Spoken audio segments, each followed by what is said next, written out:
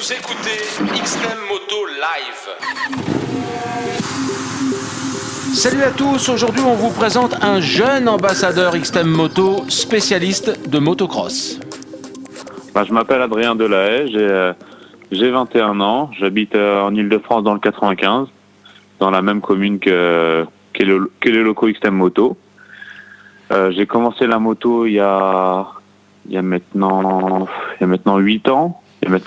Au début, je participais à des stages d'initiation en Bourgogne. Ça a duré 5 ans et puis j'ai pu me perfectionner là-bas. Ensuite, j'ai appris à mon tour à des enfants un peu plus jeunes l'initiation au motocross. Et du coup, une fois que j'ai eu les moyens de pouvoir m'acheter ma propre moto, je m'y suis mis tout doucement.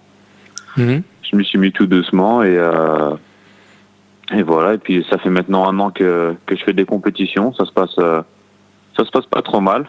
Du coup, je me suis dirigé vers XTEM Moto qui, au début, je leur achetais quelques pièces vu que les prix sont assez attractifs, on va dire. Et du coup, je me suis dit pourquoi pas m'accompagner sur la saison prochaine. Alors, est-ce que toi tu viens d'une famille de motards? D'où te vient cette passion? Est-ce que quelqu'un t'a initié ou t'a poussé dans cette direction? À la base, c'est mon père que j'ai accompagné faire de la moto dès le plus jeune âge. Et du coup, il m'a transmis un peu le virus, quoi. Et pourquoi le motocross parmi toutes les disciplines qui existent? J'ai jamais eu l'occasion tout simplement d'essayer la moto de piste, mais j'ai l'impression que la moto de piste au niveau même budgétaire, on va dire, c'est un peu plus cher, donc j'aurais pas pu me permettre tout simplement. Et puis les paysages qu'on peut rencontrer en motocross, que ce soit les terrains ou même les alentours, c'est vraiment sympa, quoi. Alors, toi, à 21 ans, j'imagine que tu as une activité parallèle. Qu'est-ce que tu fais à côté de la moto? Ma passion, c'est un peu le motocross. Donc, à part le travail et le motocross, je m'entraîne aussi physiquement à côté pour y arriver un peu mieux, mais il n'y a pas grand-chose d'autre. Non, mais je pensais justement à ton travail. Je m'occupe de la maintenance des voies ferrées du RER A en Ile-de-France. D'accord. Et voilà. D'accord. Tu es mécano dans l'âme. T'aimes bien mettre les mains dans le carbu. Dans le cambouis, ouais. Vu que c'était ma passion, j'ai même fait mes études dans la mécanique moto. Et après par la suite, j'ai pas voulu en faire mon métier parce que j'ai vu que ça me correspondait pas tout simplement. Mais la passion de la moto est toujours présente et que ça soit pour moi, des amis, ma copine ou bien mon frère, c'est toujours un plaisir de faire de la mécanique, quoi. Alors, toi, tu te lances dans le monde de la compétition moto. Tu es en Ligue Île-de-France. Avec quels objectifs? La première année, on va dire, c'était un peu une phase test. Et cette année, j'ai pu me situer un peu parmi les autres pilotes. Et donc, pour la saison 2018, j'aimerais bien arriver dans le top 10 MX1. Ou bien, si tout se passe bien, dans le top 15 de l'Open Île-de-France. Comment tu expliques que tu sois tout de suite arrivé à avoir des résultats ou à te sentir à l'aise avec, au fond, peu d'expérience en compétition? En fait, avant, j'avais pas les sous nécessaires pour faire du motocross. Du coup, je faisais du bicross, qui se rapproche au plus de la moto, quoi. Oui. Et j'ai fait quelques années de compétition en bicross. Donc, ça m'a toujours permis un peu on va dire, de bien appréhender les compétitions. Et puis, j'ai cette envie de réussir, quoi. Tu pilotes quoi comme bécane? Moi, je fais de la Ligue Île-de-France avec un 450 YZF de 2014 en Yamaha. Quelle est la part et l'influence des réglages sur une discipline comme le motocross par rapport à l'habileté naturelle? Qu'est-ce qu'on peut gagner quoi avec de bons réglages? On peut s'économiser physiquement, c'est, on va dire, le principal. De bonnes suspensions, une bonne préparation ou un moteur pas trop agressif nous permettra de nous économiser tout au long des manches et c'est vraiment c'est vraiment utile, quoi. Et donc, toi, là-dessus, t'es calé. J'essaie d'être assez critique, en fait, envers ma moto. Essayer de voir les petites subtilités qui vont bien ou pas. Et au niveau des réglages, je pense que je suis pas trop mal à ce niveau-là. Ok. Est-ce que, alors, tu me dis que tu as envie de réussir.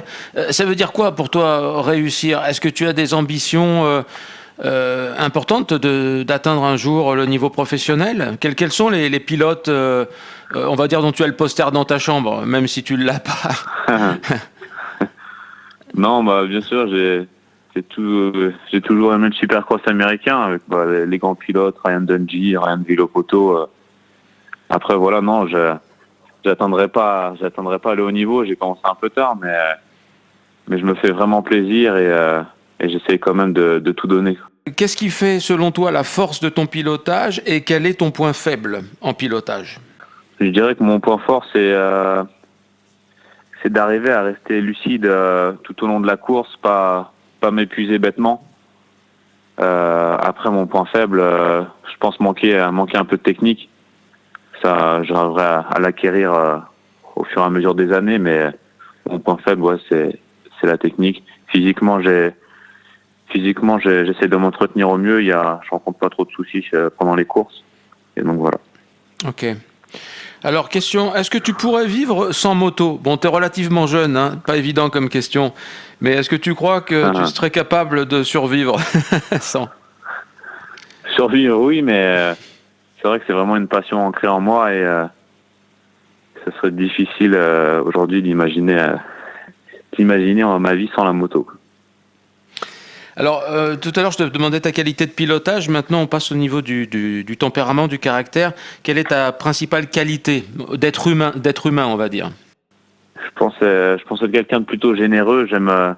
J'accorde quasiment tout mon temps aux autres, tout simplement.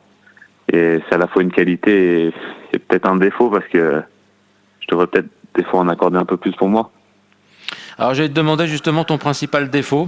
Mais me réponds pas le défaut de ma qualité, hein, parce que c'est trop facile. Oui, bien sûr. Je pourrais dire que des fois, je peux être plus ou moins impulsif. Après, comme j'ai dit tout à l'heure, ça peut être ça dépend des moments, mais un avantage comme un inconvénient, quoi. En course, l'impulsivité, ça peut rapidement t'amener à la faute. Et puis dans la vie de tous les jours, l'impulsivité, c'est pas très très conseillé aussi.